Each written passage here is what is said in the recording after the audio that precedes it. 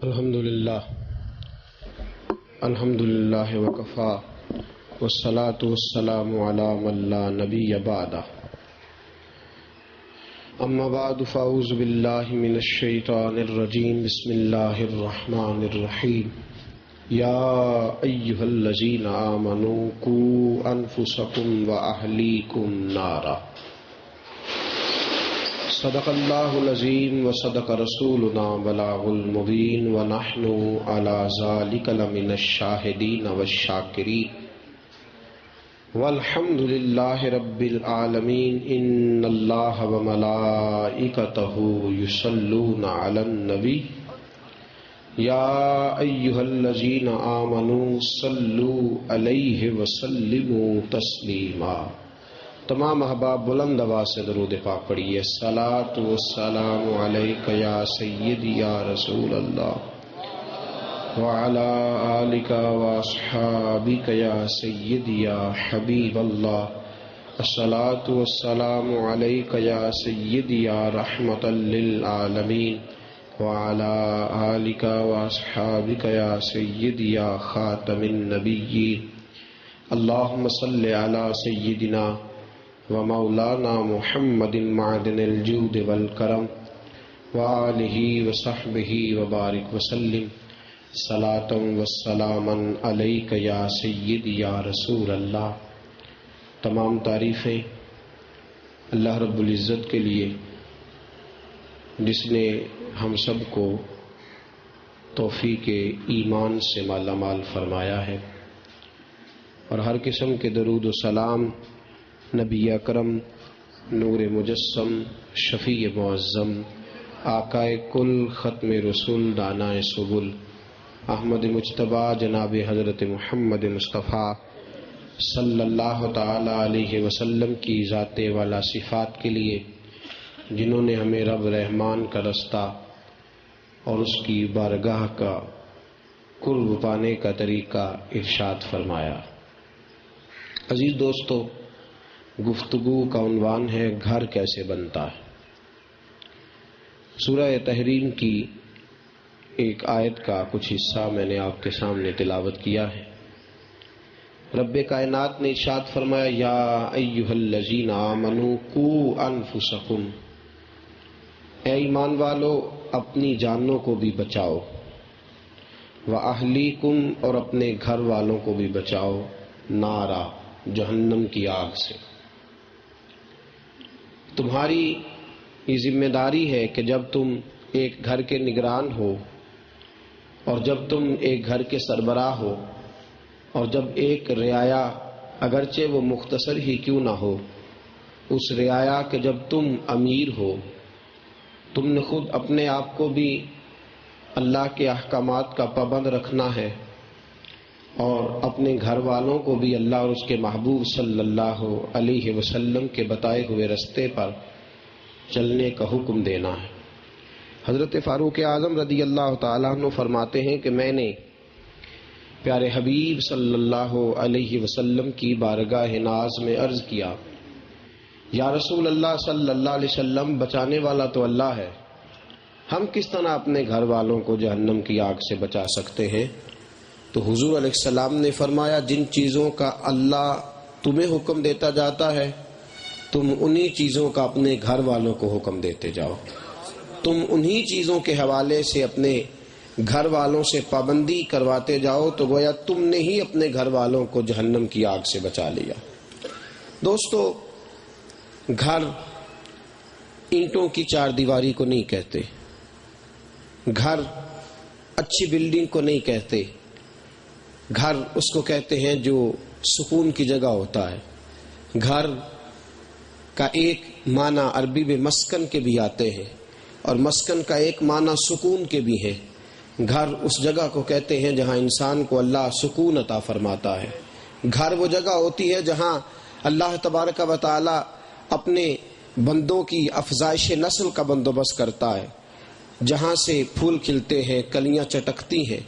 گھر وہ جگہ ہوتی ہے جہاں انسان اپنے رب کی یاد میں مصروف رہتا ہے۔ گھر چار دیواری کو نہیں کہتے، گھر اچھی بلڈنگ کو نہیں کہتے، گھر اس کو نہیں کہتے جس کے ہر کمرے میں اے سی لگا ہوا ہو اور جس کی ہر جو ہے وہ روم کے ساتھ اٹیچ بات ہو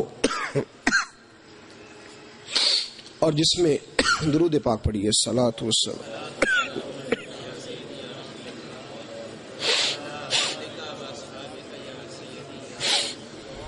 کوئی حل کرو. فرمایا کہ گھر اس کو کہتے ہیں جہاں انسان ایک آشیانہ بناتا ہے، ایک گھونسلہ ترتیب دیتا ہے، اس گھونسلے کا ایک نگران ہوتا ہے، اس گھونسلے کا ایک امیر ہوتا ہے. وہاں دو شخصیات ایسی ہوتی ہیں جو اپنا کردار ادا کرتی ہیں، اور اس گھر کے اندر پھر چھوٹے چھوٹے بچے جو پروان چڑھتے ہیں ان کو مناسب خوراک کی ضرورت ہے، ان کو مناسب درجہ حرارت کی ضرورت ہے، ان پودوں کو آگے بڑھنے کے لیے مناسب قسم کی نمی کی ضرورت ہے، مناسب قسم کی گرمی اور مناسب قسم کی سردی کی ضرورت ہے. تو اپنے گھر کے پھولوں کو پروان چڑھانے کے لیے اور اپنے گھر میں لگے ہوئے چھوٹے پودوں کو مضبوط درخت بنانے کے لیے انسان کو وہ ساری ضروریات مہیا کرنی پڑیں گی جو ایک مالی اپنے باغ کو مہیا کرتا ہے، جو ایک اچھا باغباں اپنے باغ کو فراہم کرتا ہے. عزیز دوستو، گھر کی جب انسان بنیاد رکھتا ہے، میرے حبیب پاک صلی اللہ تعالی علیہ وسلم نے فرمایا جب تو اپنے گھر کی بنیاد رکھے اور جب تو اپنے گھر کی اینٹیں لگانے لگے تو سب سے پہلے یہ سوچ لینا کہ تیری ان اینٹوں میں سے کوئی اینٹ حرام پیسوں کی تو نہیں. یہ غور کر لینا، سوچ لینا کہ جب تو آشیانہ، چونکہ وہ تیرے سکون کا مرکز ہے، وہاں اللہ کی رحمتوں کو نازل ہونا، وہاں فرشتوں کو آنا، تو سب سے پہلے اس بات پہ غور کر کہ جب تو گھر کی تعمیر کر رہا ہے اور تو اپنے لیے ایک آشیانہ بنا رہا ہے جہاں تیرے بچے پروان چڑھیں گے، کوئی اینٹ حرام کی تو نہیں. میرے رسول پاک صلی اللہ علیہ وسلم نے فرمایا جس گھر کی بنیاد میں اینٹ حرام کی پڑ گئی گویا اس کی گھر کی بنیادوں میں ہی اللہ کی نافرمانی شامل ہو گئی. جب بنیاد میں ہی نافرمانی ہے تو نافرمانی میں بے سکونی ہوتی ہے، نافرمانی میں بے چینی ہوتی ہے، نافرمانی میں بے قراری ہوتی ہے، نافرمانی کے اندر انسان الجھا رہتا جب تک وہ اپنے اصل مقام پہ نہیں آتا، فرما برداری نہیں کرتا. فرمایا جب تو بنیاد بنانے لگے سب سے پہلے یہ سوچ تیرا گھر جائز کمائی کا ہے، لوٹ مار کی کمائی کا تو نہیں. جائز تیرا گھونسلہ کچا ہی کیوں نہ ہو، اگر وہ جائز کمائی کا ہوگا اس کی بنیادوں میں فرما برداری شامل ہوگی، تو اپنے رب کا فرما بردار رہنا، تیری اولاد تیری فرما بردار رہے گی. سب سے پہلے یہ. اور پھر دوسری بات فرمایا جب تو گھر کے لیے ملکہ لانے لگے، میرے حبیب پاک علیہ السلام نے فرمایا لوگ تین چیزیں دیکھ کے شادی کرتے ہیں، یا عورت کا حسن دیکھ کے شادی کرتے ہیں، یا مال دیکھ کے شادی کرتے ہیں، یا اللہ توفیق ہدایت عطا فرمائے تو اس کی دینداری دیکھ کے شادی کرتے ہیں. حبیب پاک صلی اللہ علیہ وسلم نے فرمایا عورت کا مال دیکھ کے شادی نہ کرنا، ہو سکتا ہے اس کا مال اسے سرکش بنا دے، اس کا مال اسے متکبر بنا دے، وہ خامند کے حقوق کو ہی بھول جائے، وہ یہ بات سمجھنی بھول جائے کہ یہ میرا خامند ہے اور اس کے اللہ نے میرے اوپر حقوق رکھے. اس کا مال دیکھ کے نکاح نہ کرنا. پھر میرے حبیب پاک علیہ السلام نے فرمایا تم عورت کا حسن دیکھ کے بھی نکاح نہ کرنا، ہو سکتا ہے اس کا حسن اسے نافرمانی کی طرف رغبت دے دے، اس کا حسن اسے نافرمان بنا دے اور وہ سمجھے کہ میں تو ملکہ حسن ہوں، میں کیوں کر کسی کے آگے اپنی گردن جھکاؤں اور میں کیوں کر اپنی گردن کو سر تسلیم خم کروں. تم نہ مال دیکھ کے شادی کرنا، نہ حسن دیکھ کے شادی کرنا. میرے حبیب پاک کے جملے کیا ہے؟ فرمایا کالے رنگ والی اور چپٹی ناک والی کنیز سے شادی کر لینا، شرط صرف یہ ہے کہ خدا کو مانتی ہو، مصطفیٰ کی فرما برداری کرتی ہو، رنگ کالا ہو، ناک چپٹی ہو، کنیز ہو، کنیز رنگ کالا ناک چپٹی لیکن ہو فرما بردار، ہو دیندار. جب تو اپنے گھر کی بنیاد رکھنے لگے تو دیندار عورت کو لے کے آ. فرمایا بڑا خوش نصیب ہے وہ شخص جس کو اللہ ایسی بیوی عطا کرے کہ مرد خدا کو بھول جائے تو بیوی اسے اس کا رب یاد کرائے، اور جب وہ اللہ کو یاد کر رہا ہو تو اسے کہے تو اور یاد کیا کر، تو اگر نماز پڑھتا ہے تو نفل بھی پڑھا کر، ایک سپارہ پڑھتا ہے تو 2 پڑھا کر. اسے کہے کہ تو اگر صبح اٹھ کے درود پڑھتا ہے سوتے وقت بھی پڑھا کر. وہ زیادہ کی طرف یہ نہ ہو کہ اس کو کہے جہاں سے مرضی حلال حرام اکٹھا کر کے لا، مجھے تو میری ضروریات سے غرض ہے. اسی بات کو قرآن پاک نے کہا تمہاری بیویاں اور تمہارے بچے بعض اوقات تمہارے دشمن ہیں. تو دوسرا پہلو یہ ہے، پہلے تو مکان جو بنایا ہے دیکھے کہ وہ رزق حلال کا ہے، اور پھر دوسرے نمبر پہ جب نکاح کرنے جا رہا ہے تو یہ دیکھے کہ وہ جو عورت گھر میں لایا وہ دیندار عورت ہے. تیسری بات یہ کہ جب وہ اپنے بچوں کے لیے روزی کماتا ہے، اپنے بچوں کے لیے، تو وہ یہ دیکھے کہ کسی کے بچوں کا خون تو نہیں نچوڑ رہا.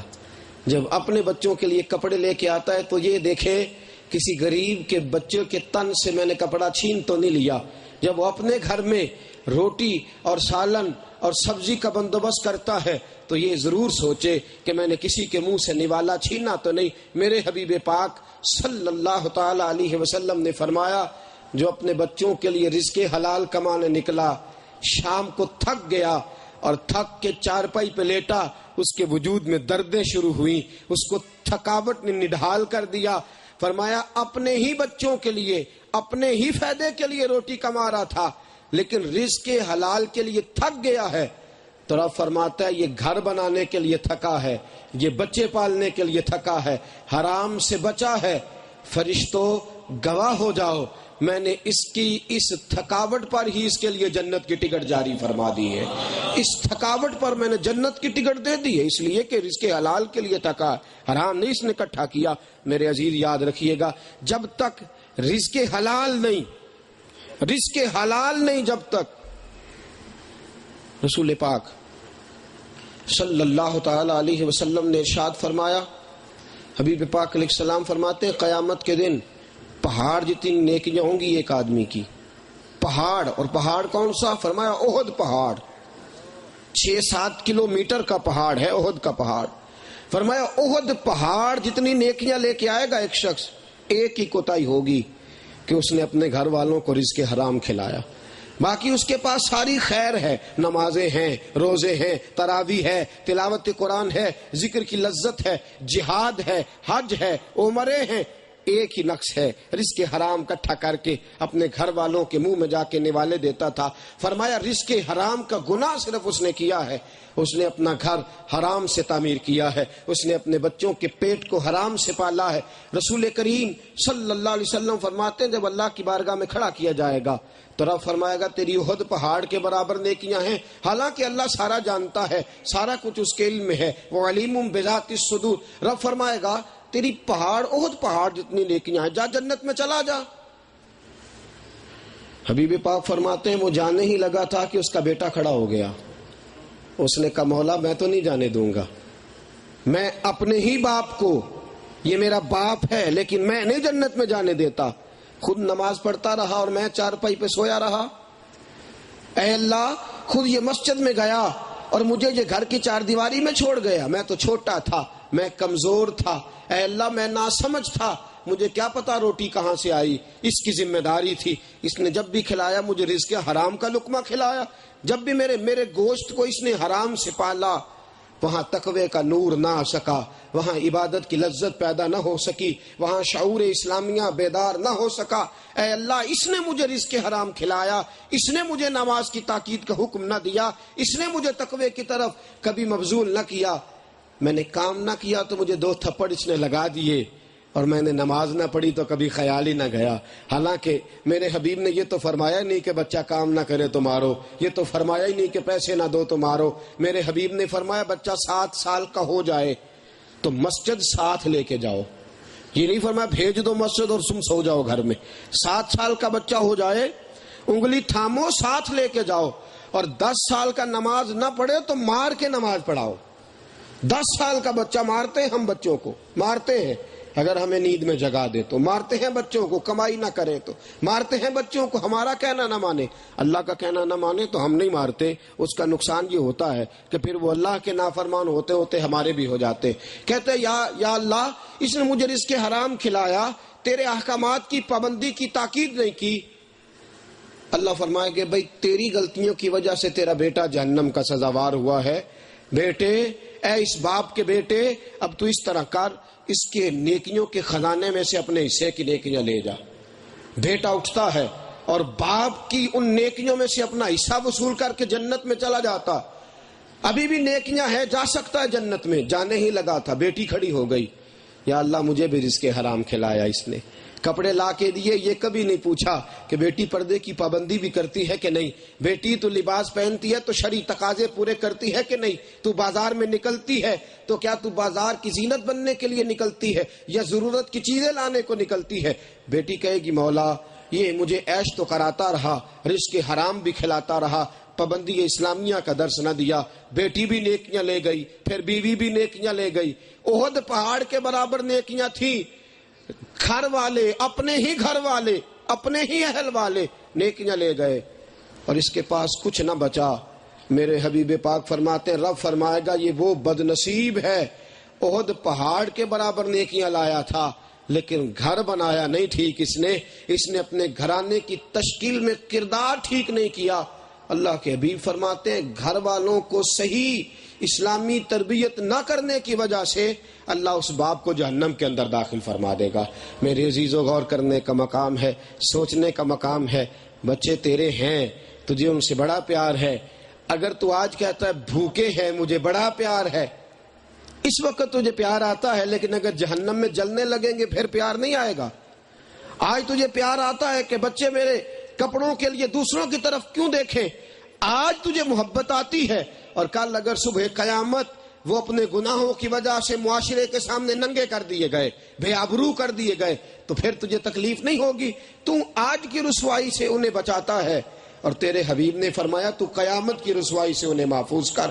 تو آج کی تکلیفوں سے بچاتا ہے، لیکن حبیب پاک نے فرمایا جب تو گھر بنائے تو یہ دیکھ کہ تیرا آشیانہ صرف دنیا میں قائم نہیں رہنا چاہیے، ایسا آشیانہ بنا کہ صبح قیامت بھی تیرا آشیانہ قائم رہے، تیرا قیامت کے دن بھی گھر بنا رہے، قیامت کے دن بھی تیرے گھر اور تیرے انگ. دیکھیے نا ایک گھرانہ تھا، وہ کیسا گھر تھا جس میں حبیب پاک دن میں 2 مرتبہ تشریف لے جایا کرتے تھے. حضور ایک دن میں، اللہ کے حبیب تو زندگی میں ظاہری حیات میں کسی کے ہاں ایک دفعہ چلے جائیں تو لگتا یہ ہے اس کا گھر عرش اولا سے بھی اوپر چلا گیا. حبیب پاک دن میں 2 مرتبہ کس کا گھر ہے؟ جناب صدیق اکبر کا گھر ہے. سیدہ عائشہ صدیقہ فرماتی ہے 2 بار حضور آتے ہیں. پتہ پھر اس گھرانے کو شان کیا ملی؟ جناب صدیق اکبر بھی صحابی، ان کے والد بھی صحابی، ابو بکر صدیق کے بیٹے بھی صحابی، ابو بکر صدیق کے پوتے بھی صحابی. فرمایا یہ ایسا گھرانہ ہے الصحابی کا نجوم، میرے صحابی ستاروں کی طرح چمکتے ہیں، قیامت میں بھی چمکتے ہوں گے. گھرانہ نظر آئے گا قیامت میں تو ابو بکر کا گھرانہ نظر آئے گا جو دنیا میں بھی چمکا، میدان محشر میں بھی چمکے گا. ابو بکر کے ماں باپ بھی چمکتے ہوں گے، ابو بکر بھی چمکیں گے، زوجہ بھی چمکے گی، عائشہ بھی چمکیں گی، محمد بن ابو بکر بھی چمکیں گے، اسماء بنت ابو بکر بھی چمکیں گی، حضرت محمد بن ابو بکر جو آپ کے پوتے ہیں وہ بھی چمکیں گے. گھرانہ یہ بھی ہے، لیکن صبح قیامت اٹھے گا تو سارے کا سارا گھرانہ نور سے زیادہ روشنی تقسیم کر رہا ہوگا. میرے عزیزو ایسا گھر بنائیے، ایسا گھر. تھوڑی دقت ضرور ہوتی ہے، گھر والوں کو لذات سے روکنا، انہیں سمجھانا، کفایت شعاری پہ مجبور کرنا ہے تھوڑا مشکل مرحلہ، لیکن میرے عزیزو اگر گھر بنانا ہے اور قیامت تک آباد رکھنا ہے، اس کو شاد رکھنا. اور اولاد کی تربیت باتوں سے نہیں ہوگی. جاگ رہے ہیں آپ لوگ؟ جی. اولاد کی تربیت بار تبلیغ ہو سکتی ہے، بار تبلیغ ہوتی ہے، گھر میں کردار پیش کرنا پڑتا ہے. گھر جس نے بنانا ہے اس کو کردار بار تبلیغ ہوتی ہے. ایک آدمی باہر اسٹیج پہ بیٹھا، وہ ببانگ دہل قرآن و سنت کا درس دیتا ہے، وہ تقوی اور طہارت کے بارے میں بات کرتا ہے تو باہر ہے، کون جانتا ہے اس کی پردے کی حیات کو. لیکن جب گھر کا آنگن آئے گا تجھے گھر میں مصلی بچھا کے نماز پڑھنی ہی پڑے، تجھے گھر میں سچ بولنا ہی پڑے گا، تجھے اپنے گھر کے اندر اپنے بچوں کے سامنے اپنا کردار نکھارنا ہی پڑے گا. گھر والے تیرا کردار، بچے کو کہا خود 200 جھوٹ بولے دن میں، اور بچے سے کہ بیٹا جھوٹ نہیں بولنا چاہیے، تو بچہ کہے گا خود تو سارا دن بولتا ہے. توجہ ہے آپ کی؟ خشک موضوع ہے، نیند آ رہی ہے جی. خود تو جھوٹ بولتا ہے سینکڑوں، اور بیٹے سے کہتا گود میں بٹھا کے بیٹا جھوٹ نہیں بولتے.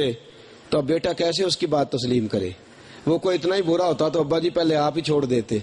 یہ برا نہیں ہے تو اس لیے آپ نے تھاما ہوا ہے نا.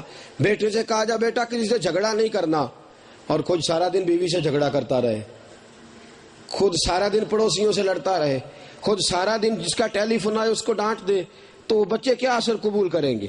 وہ کہیں گے یہ عجیب آدمی ہمیں کہتا جھگڑا نہیں کرنا، خود باز ہی نہیں آتا. تو گھر میں کردار پیش کرنا پڑے گا. گھر میں کردار، کیسا کردار؟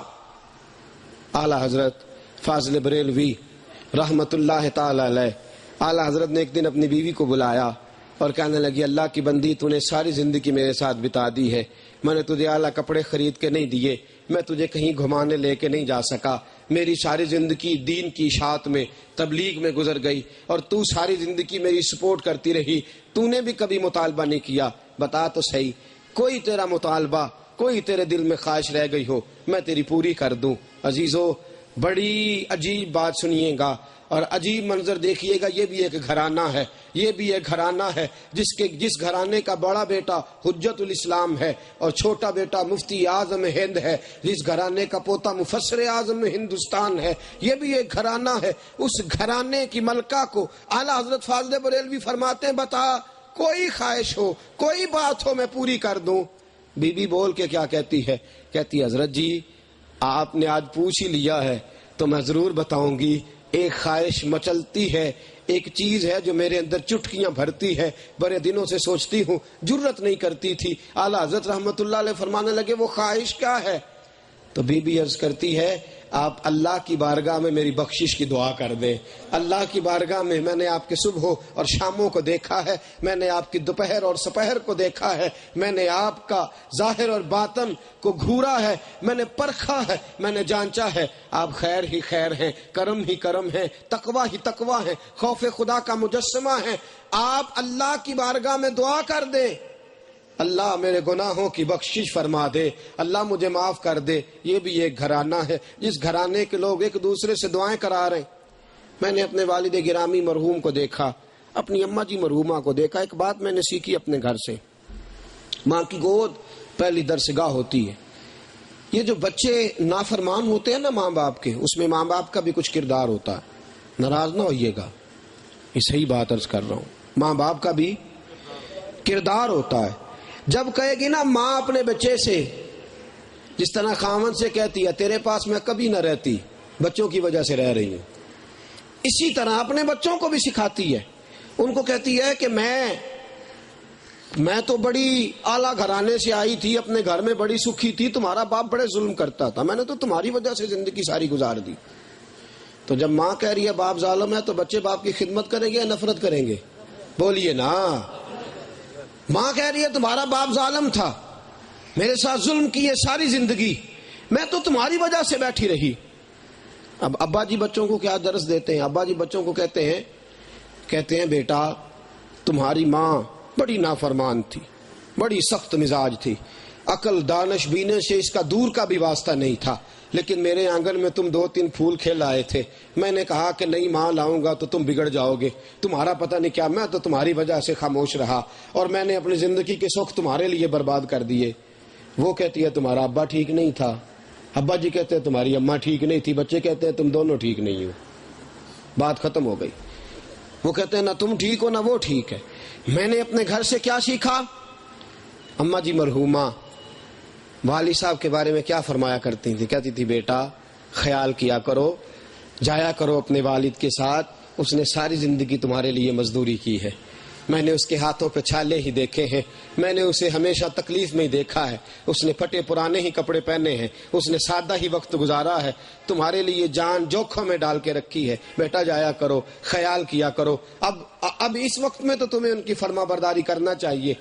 اور ابا جی کیا فرمایا کرتے تھے؟ فرماتے تھے بیٹا تمہاری ماں بڑے اچھے گھرانے سے آئی تھی، اس نے اپنے گھر میں کوئی کام نہیں کیا تھا، میرے گھر میں آئی ہے، اس کو بھینسوں کو چارہ بھی دینا پڑا ہے، اس کو کئی لوگوں کا کھانا پکا کے ڈیرے پہ بھیجنا بھی پڑا ہے، اس نے بڑے کٹھن اوقات میرے ساتھ گزارے ہیں، غربت برداشت کی ہے، اس نے پیاز کے ساتھ روٹی کھا کے ٹائم گزارا ہے. جب باپ کہے گا اولاد سے کہ تمہاری ماں نے بڑے مشکل سے تمہیں پالا ہے، بچوں کے دلوں میں ماں کی محبت پیدا ہوگی۔ جب ماں کہے گی اپنے بچوں سے کہ تمہارے باپ نے بڑی مشقت سے تمہیں پالا ہے، تو وہ ماں اصل میں باپ کی محبت دلوں میں پیدا کر رہی ہے۔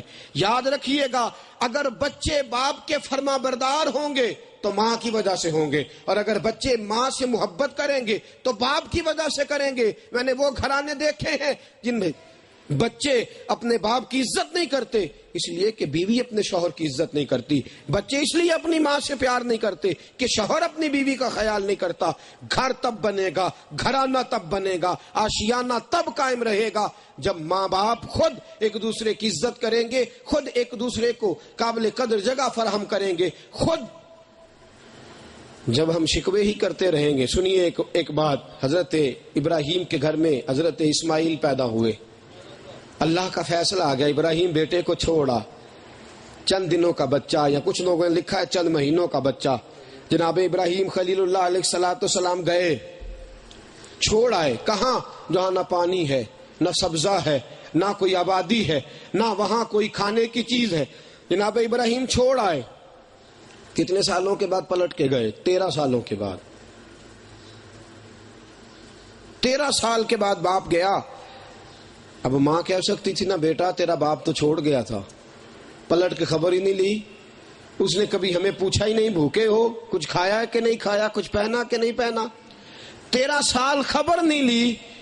13 سال کے بعد جناب ابراہیم آئے تو حضرت اسماعیل نے رخ نہیں پھیرا کہ ابا جی آپ نے پلٹ کے خبر ہی نہیں لی۔ ساری زندگی ماں ایک درس دیتی رہی، بیٹا تیرا باپ اگر نہیں آیا تو وہ مجبور ہے، وہ نہیں پہنچا تو اللہ کے فیصلے کا پابند ہے، وہ اگر نہیں، یہ گھرانہ بن رہا ہے، یہ گھر کی تشکیل کی جا رہی ہے، بیٹا تیرا باپ اولی العزم پیغمبر ہے، تیرا باپ اللہ کا خلیل ہے، وہ بولتا ہے تو کیا بات ہے، بیٹا وہ عمل کرتا ہے تو تقوی کا نور بھر جاتا ہے اس کے عمل کا، اس کے کردار میں بڑا حسن ہے، اس کے جملوں میں بڑی پاکیزگی ہے، تیرے باپ کی کیا ہی بات ہے۔ 13 سال کے بعد باپ آیا، اور باپ آتے ہی کیا کہتا ہے؟ کہتا بیٹا میں نے خواب دیکھی ہے، انی اذبحو کا، میں تو تجھے ذبح کرنا چاہتا ہوں، میں تجھے۔ بیٹے نے نہیں کہا 13 سال روٹی تو کھلائی نہیں، آئے ہو تو ذبح ہی کرنے لگ گئے ہو، یہ نہیں فرمایا، یہ فیضان نظر تھا، یہاں کے مکتب کی کرامت تھی، یہ فیضان نظر تھا، یہاں کے مکتب کی کرامت تھی۔ سکھائے کس نے اسماعیل کو آداب فرزندی؟ اور میرے صاحب فرمایا کرتے تھے اگر اقبال مجھے ملتا تو میں اس کو بتلاتا یہ ابراہیم کا فیضان نظر تھا، یہ ہاجرہ کے مکتب کی کرامت تھی، یہ ابراہیم کا فیضان نظر تھا، یہ ابراہیم کا فیضان نظر تھا، یہ ہاجرہ کے مکتب کی کرامت تھی۔ سکھائے اس نے اسماعیل کو آداب فرزندی، سکھائے اس نے، یہ ابراہیم کا فیضان نظر تھا، یہ ہاجرہ کے مکتب کی کرامت تھی، سکھائے اس نے اسماعیل کو آداب فرزندی۔ اور کس طرح باپ نے جناب اسماعیل کو تیار کیا ہے، اور ماں کے سامنے نہیں کہا ذبح کرنے جا رہا ہوں، بیٹے کو الگ سے پکڑا، الگ لے گئے، ماں کو تو بعد میں شیطان نے آ کے بتلایا ہے، الگ لے گئے، بیٹا ذبح کرنا ہے۔ بیٹے نے یہ بھی نہیں کہا اماں سے تو پوچھ لوں، فرمایا میرے باپ کا حکم ہے، میری ماں نے درس ہی یہ دیا ہے، اس نے گھرانہ بنایا ہی اس انداز میں ہے، اس گھرانے کی تشکیل ہی اس انداز میں ہوئی ہے، میں نے ماں سے پیار کرنا ہے، باپ کی فرما برداری کرنی ہے۔ بیٹے کو لیا، لے گئے، لے جا کے جب ذبح کیا نا بیٹے کو، تو امتحان لینے والا جتنا سخت ہوتا ہے وہ رزلٹ دیتا ہے تو سختی کے ساتھ کہتا ہے بھئی میں بڑا سخت تھا پر رزلٹ بھی اس نے کمال ہی دیا ہے، میں سخت تھا تو امتحان دینے والے کی بھی کیا ہی بات ہے۔ جب بیٹے نے امتحان دیا اور جناب ہاجرہ کے مکتب میں تیار ہونے والا وہ شاگرد، جناب ابراہیم کے گھر میں پرورش پانے والا اس گھرانے کا چشم و چراغ جب امتحان دیتا ہے تو امتحان دینے والا رب کہتا ہے وَإِذِ ابْتَلَىٰ إِبْرَاهِيمَ رَبُّهُ بِكَلِمَاتٍ فَأَتَمَّهُنَّ، کہا میں نے ابراہیم کو آزمایا تھا لیکن ابراہیم کا گھرانہ میری آزمائش پہ پورا اترا ہے۔ فَأَتَمَّهُنَّ، فرمایا میں رب امتحان لینے والا تھا لیکن ابراہیم نے کمال کر دی۔ فَأَتَمَّهُنَّ، ابراہیم تو 100 سے زیادہ نمبر لے کے پاس ہوئے ہیں، جناب اسماعیل نے تو 100 سے زیادہ نمبر حاصل کیے، اس لیے کہ گھرانہ بڑا عالیشان تھا، اس گھرانے کا کردار بڑا عالیشان تھا۔ دوستو ہیں ہمارے معاشرے میں گھرانے، باپ بھی اچھا تھا، بیٹے بھی اچھے ہیں، بچیاں بھی اچھی ہیں گھرانے ہمارے ہاں، گھرانے ہیں، مثالی گھرانے موجود ہیں، ان گھرانوں کو دیکھا جا سکتا ہے جس چمن کا ہر پھول ہی ایسا ہے کہ دوسرے اس سے خوشبو حاصل کر سکتے ہیں، جس چمن کی چھاؤں ہی ایسی ہے کہ لوگ وہاں سے ٹھنڈی چھاؤں حاصل کر سکتے ہیں، جہاں پھول پھل ایسے کھلے ہوئے ہیں کہ ہر شخص فیض یاب ہو سکتا ہے۔ اپنے گھرانے کو سنبھالیے، اپنے گھر کو بچائیے۔ آپ کا گھر اعلیٰ پیسے سے نہیں بچے گا، آپ کے گھر کے اندر بہت قیمتی قسم کا فرنیچر آ گیا تو نہیں بچے گا۔ فرنیچر والے گھر اجڑتے دیکھے ہیں، اعلیٰ بلڈنگیں گرتی دیکھی ہیں، بڑے بڑے خوبصورت گھر تھے، جائیداد کے لیے بکھر گئے، قتل ہو گئے، ایک دوسرے پہ مقدمے قائم ہو گئے۔ لیکن جن گھروں میں امن رہا، دین کی وجہ سے رہا، جن گھروں میں سکون رہا، اسلام کی وجہ سے رہا، گھر میں دین کو داخل کیجئے۔ ہم نے گھروں سے دین کو دیش نکالا دے دیا ہے، دین مسجد کی چار دیواری میں ہے، گھر میں نہیں۔ میرے حبیب پاک صلی اللہ تعالی علیہ وسلم نے فرمایا، وہ گھر آباد نہیں جس گھر کے اندر اعلیٰ قسم کے قالین بچھے ہوئے ہیں، یا وہ گھر آباد نہیں جس گھر کے گراج میں 3 گاڑیاں کھڑی ہیں، وہ گھر آباد نہیں جس گھر کے اندر بینک بیلنس کے اندر کروڑوں روپیہ پڑا ہے۔ فرمایا گھر وہ آباد ہے جس گھر کے صحن کو اللہ کے سجدوں سے آباد کیا گیا ہے، اور جس گھر کی در و دیوار خدا کے ذکر پر گواہ ہیں، اس گھر میں اللہ کا ذکر ہوتا ہے۔ فرمایا جس گھر میں خدا کا ذکر ہو اور جس گھر میں نماز پڑھی جائے، اللہ کے فرشتے اس گھر کی زیارت کے لیے تشریف لایا کرتے۔ گھر کی زیارت کو فرشتے، حبیب پاک نے صحابہ سے فرمایا تھا کچھ نمازیں گھر میں بھی پڑھا کرو، اپنے گھر کو قبرستان نہ بناؤ، کچھ نفل نماز اپنے گھر میں ادا کرو۔ حبیب پاک علیہ السلام سنتیں اور باقی نماز گھر میں ادا فرماتے تھے۔ فرمایا کچھ نمازیں گھر میں پڑھو، ان کو قبرستان نہ بناؤ۔ تمہارا گھر ہو تو وہ یہ بھی گواہی دے کہ یا اللہ یہ سجدے کرتا رہا ہے، یا اللہ یہ ذکر کرتا رہا ہے، درود پڑھتا رہا ہے، قرآن پڑھتا رہا ہے۔ اپنے گھروں کو اللہ کے ذکر سے آباد کرو۔ حضور نے فرمایا جس گھر میں ذکر ہو، قرآن پڑھا جائے، اس گھر میں فرشتے آتے۔ لیکن فرمایا جس گھر میں ناپاک آدمی ہو یا ناپاک عورت ہو، اس گھر میں اللہ کے فرشتے، جب آدمی پر غسل ضروری ہو تو فوراً غسل کرے، اگر ناپاک رہے گا تو فرشتے رخ پھیر جائیں۔ اور حبیب پاک علیہ الصلوۃ والسلام میں گھر میں گئے تو برتن کھلے ہوئے پڑے، ان کو دھویا ہی نہیں گیا، اور دودھ ایک برتن میں ہے تو ڈھانپا ہی نہیں گیا۔ مغرب کا وقت ہے تو بچوں کو گھر میں نہیں رکھا گیا۔ حبیب پاک نے فرمایا شام کا وقت ہو جائے تو بچے کو گھر کے اندر قید کرو، اس لیے کہ شیطان گلیوں میں گھومنا شروع کر دیتا ہے۔ حبیب پاک علیہ السلام نے فرمایا شام کا وقت ہو جائے تو اپنے دروازوں کو بند کرو، اپنے برتنوں کو ڈھانپ لو، گھر میں صفائی کر لو۔ فرمایا جو گھر والے گھر میں صفائی نہیں کرتے وہاں بھی اللہ کی رحمت کے فرشتے نہیں آیا کرتے۔ تیرا گھر اگر رحمت کے فرشتوں کا مسکن تو بنانا چاہتا ہے تو پھر تجھے اس کو پاک رکھنا چاہیے، اپنے وجود کو پاک رکھنا چاہیے۔ فرمایا جس نے گھر میں شوقیہ کتا پال رکھا ہو، حفاظت کے لیے نہیں شوق کے لیے، اس گھر میں بھی اللہ کی رحمت کے فرشتے نہیں آتے۔ فرمایا اپنے گھروں کو آباد رکھو ذکر سے، قرآن سے، لذت ایمان سے۔ حضرت عتبان بن مالک حضور کے نابینے سے آبی ہیں، در مصطفیٰ پہ آئے، مسلم کی حدیث ہے، کہنے لگے یا رسول اللہ میں نے گھر بنایا ہے حضور، میں نے 3 کمروں کا ایک گھر بنایا ہے، کھجور کے تنے کے ستون بنا کے، کھجور کی چھال کا میں نے چھپر بنا کے، اس کے اوپر میں نے عرب کے ریگزاروں کی مٹی ڈالی ہے، حضور میں نے گھر بنایا ہے۔ حبیب پاک نے فرمایا پھر؟ کہا یا رسول اللہ میرا آباد کرنے کا پروگرام ہے۔ حضور نے فرمایا پھر؟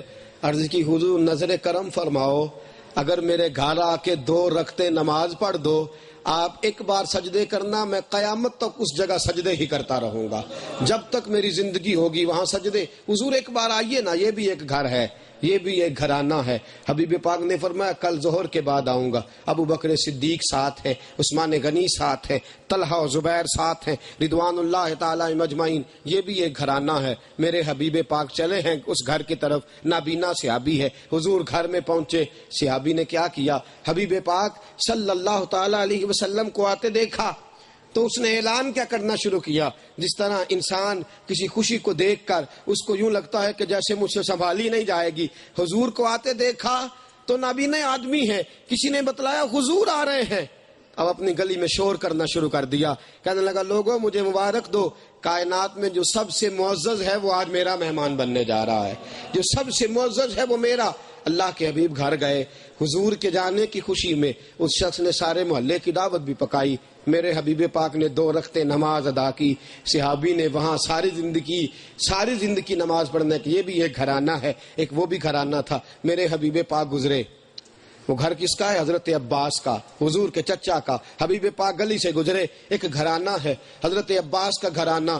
حضرت عباس اپنے بچوں کو بٹھا کے نبی پاک کے بچپن کے تذکرے بیان کر رہے ہیں کہ بیٹا اب تو فتح مکہ ہو چکی ہے, اب تو کیا ہی بات ہے. اللہ کے حبیب بچپن میں بھی بڑے باکمال تھے, ان کا لڑکپن بھی بڑا پاکیزہ تھا, ان کی جوانی بھی شرم و حیا کی پیکر تھی. حضرت عباس اپنے بچوں کو گھر میں بٹھا کے, کبھی سنائے ہم نے بھی حضور کے تذکرے؟ اپنے بچوں کو بٹھا کے کبھی حضور کے تذکرے؟ میرے دوست, تو یہ تذکرے سنانے شروع کر, میری بات بن گئی ہے. تیری بات کرتے کرتے تو کبھی حضور کے تذکرے بھی بچوں کو سنا. کاروبار تو بٹھا کے سناتا ہے, دشمن اور دوست کے بارے میں تو بتلاتا ہے, جس سے تیری ناراضگی ہو تیرے بچے کی جرت نہیں اس گھر میں قدم بھی رکھ سکے. تو ساری پابندیاں لگاتا ہے, انہیں بٹھا کے حضور کے تذکرے بھی سنا. حضرت عباس اپنی اولاد کو اکٹھے کر کے نبی پاک علیہ السلام کی عظمت اور شان کے تذکرے بیان کر رہے ہیں. یہ کیسا گھرانہ ہے جس گھرانے میں رسول پاک کے ذکر کی محفل سجی ہوئی ہے, جس گھر میں نبی پاک علیہ السلام کی محبت کی محفل رچی بسی ہے. اللہ کے حبیب بھی گلی سے گزرے, حضور نے اپنا ہی تذکرہ خود سماعت فرما لیا, اپنا ہی تذکرہ. اب دروازے پہ دستک دی. حضرت عباس رضی اللہ تعالیٰ عنہ نے کہا بیٹا دروازہ کھولو. جب دروازہ کھلا تو کیا دیکھتے ہیں, اللہ کی ساری رحمتیں دروازے پہ موجود ہیں. حبیب پاک نے سن بھی لیا ہے, پھر بھی پوچھتے ہیں چچا کیا ہو رہا تھا, چچا گھر میں کیا ہو رہا تھا؟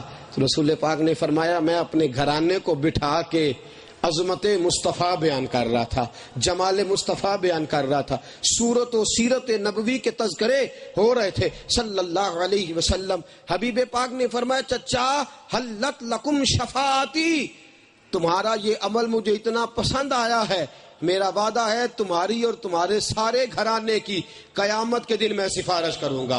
اللہ کی بارگاہ میں تمہارا شفیع بنوں گا, میں تمہاری سفارش کروں گا. پھر ایک دن حضور کو اس گھرانے پہ پیار آیا, پھر میرے محبوب پاک کو پیار آیا. فرمایا چچا کر گھر میں رہنا. سن چکے تھے نا کہ یہ گھرانہ ہے جو نسبت مصطفیٰ کا خیال کرتا ہے, جو سنت اور شریعت مصطفیٰ کا. کل گھر میں رہنا, میں آپ کے گھر میں آؤں گا. حضرت عباس فرماتے سویرے دن چڑھا, لوگوں کے لیے تو سورج نکلا, اور مجھے یوں لگا کہ میرے مقدر کی ساری کلیاں کھل کے پھول بن گئی ہیں. حبیب پاک علیہ السلام میرے دروازے پہ حضور آئے اور فرماتے ہیں میری ساری اولاد کو, میری زوجہ حضرت ام فضل کو, مجھے حبیب پاک نے اپنی چادر کے اندر چھپایا, اپنی چادر کھول کے ہمارے اوپر دی. فرمایا اے اللہ یہ میرے چچا کا گھر ہے. دعا حضور فرما رہے ہیں اے اللہ یہ میرے چچا کا گھر ہے, اے اللہ یہ میری چچی کا گھر ہے, اے اللہ یہ میرے چچا زاد بہن بھائی ہیں. خداوندا میں ان سے محبت کرتا ہوں اور تیری بارگاہ میں دعا کرتا ہوں, جس طرح میں نے اپنی چادر میں چھپایا ہے اس طرح قیامت کے دن تو انہیں اپنے فضل کی چادر میں چھپا لینا, اپنی رحمت کی. یہ بھی ایک گھرانہ ہے, اس گھرانے کا کردار ایسا ہے کہ سارے بچے دین کے خادم ہیں, سارے بچے نبی کریم علیہ الصلوۃ والسلام کے دین کے مبلغ ہیں. میرے حبیب پاک نے چادر پھیلا کے دعا فرمائی. حضرت عباس کہتے ہیں حضور دعا کر رہے تھے اور میرے گھر کی دیواریں بھی آمین کہہ رہی تھی, میرے گھر کی دیواریں بھی آمین کہہ رہی تھی حبیب پاک صلی اللہ علیہ وسلم کی دعا پر. دوستو اگر ہم چاہتے ہیں دعائے مصطفیٰ ملے, ہم چاہتے ہیں گھر بن جائے, میرا اور آپ کا مسئلہ یہ ہے کہ بچے ہماری نہ مانے تو لڑائی بہت شدید ہے. تو نکل جا میرے گھر سے, تو میرا نافرمان ہے, تو میری بات نہیں مانتا. لیکن اگر بچہ اللہ رسول کی نہ مانے, ہمیں خیال سب سے پہلے کردار پیش کرو. جس باپ کی داڑھی سفید ہو گئی ہے وہ اب کس بات کا انتظار کر رہا ہے؟ دوبارہ جوانی آئے گی تو داڑھی رکھے گا, یا دوبارہ نئے سرے سے وہ دنیا میں آئے گا معاذ اللہ تو داڑھی, جس کی داڑھی ہی سفید ہو گئی ہے وہ کس بات کا منتظر ہے؟ کیوں اپنا نمونہ اپنی اولاد کو نہیں دکھاتا کہ یہ سنت مصطفیٰ ہے, یہ شریعت مصطفیٰ ہے؟ وہ کیوں نمونہ نہیں؟ ہم کیا اس بات کے منتظر ہیں کہ نئے سرے سے پھر آنا ہے؟ وہ ہندوؤں کا عقیدہ ہے معاذ اللہ, مسلمانوں کا نہیں. میرے عزیزو, جس کی داڑھی میں بال سفید آ گئے ابھی تک بھی وہ شریعت مصطفیٰ کا پابند نہیں بنا, ابھی تک اس نے اپنے اوپر شریعت کا لبادہ نہیں اوڑھا, تو کس بات کا منتظر ہے؟ معاف کیجئے گا مجھے, کبھی کبھی کڑوی دعائی انسان کو شفا جلدی دیتی ہے. داڑھی بھی رکھ لی, मौलवी भी हो गए, लोगों ने कहना भी शुरू कर दिया, तो फिर एक दाढ़ी रखनी है तो एक थोड़ी सी दाढ़ी रख के एहसान करने की क्या जरूरत है? जब दाढ़ी है ही एक मुट्ठी, जब रसूल पाक ने रखी ही एक मुट्ठी है, जब अल्लाह के महबूब अलैहिस्सलाम के सहाबा एक मुट्ठी से पकड़ के नीचे से काट देते थे, राख जुली, मौलवी बन भी गए, घराना सजा भी लिया, अमीर हो भी गए, जो ताना मिलना था वो तो मिल ही गया। मुझे एक दोस्त कहने लगे दाढ़ी रखने से ताने मिलते हैं। मैंने कहा मुबारक हो, इसलिए कि जेकर यार दे नाम दा मिले मेणा ते ओनू झोली पा लईए पुंजे सुटिए ना, ते जेकर यार दे नाम दी मिले सूली तो फिर झूठा झूठ लइए पिछाटिए ना। रख भी ली है तो बाप को किरदार पेश करना होगा। अगर बाप किरदार पेश नहीं करता अपने घर में, नबी पाक अलैहिस्सलाम ने फरमाया कुल्लुकुम राइन व कुल्लुकुम मसूल अन रइयतिही, तुम में से हर शख्स अमीर है, उसकी एक रियाया है। 2 बच्चे हैं तब भी उसकी रियाया, 1 बच्चा है तब भी उसकी एक रियाया है, उसके 12 बच्चे हैं फिर भी रियाया है, उसे उसकी रियाया के बारे में सवाल होगा। मैंने कहा कि घर के बाहर तबलीग होती है, घर के अंदर किरदार पेश करना पड़ता है।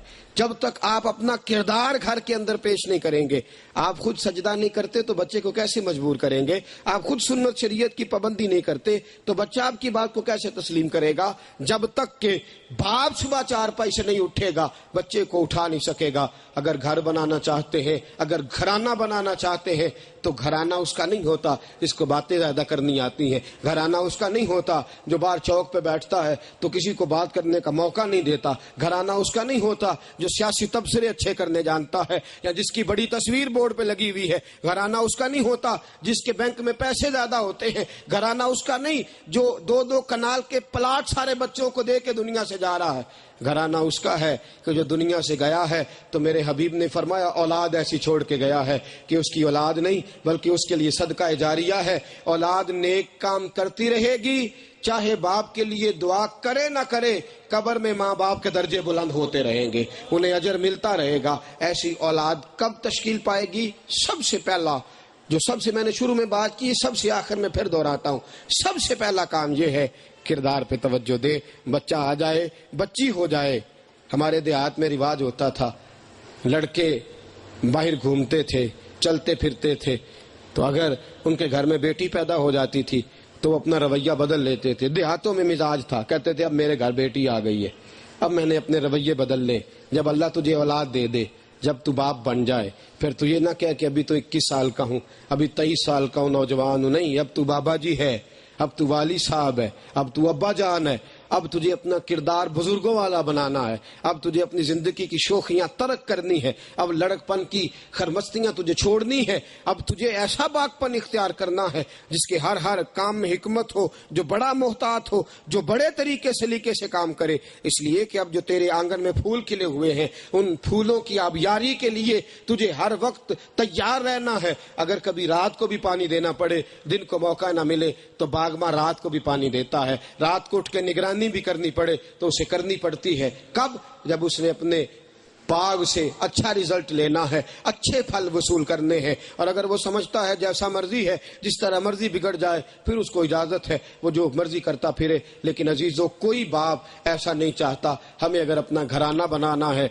सबसे पहले किरदार पे गौर करना है और फिर अपनी औलाद को शरीयत इस्लामिया का पाबंद करना है। हम अगर उन्हें अल्लाह का फर्मा बरदार बनाने में लग जाएंगे तो अल्लाह तबारक व तआला उन्हें हमारा फर्मा बरदार बना देगा। अल्लाह की बारगाह में दुआ है, रब्बे कायनात हमारे घरों को सही तरीके पर इस्लामी घराना बनाए और अल्लाह तबारक व तआला तौफीक अमल नसीब फरमाए। व आखिर दावाया अनिल हम्दुलिल्लाहि रब्बिल आलमीन।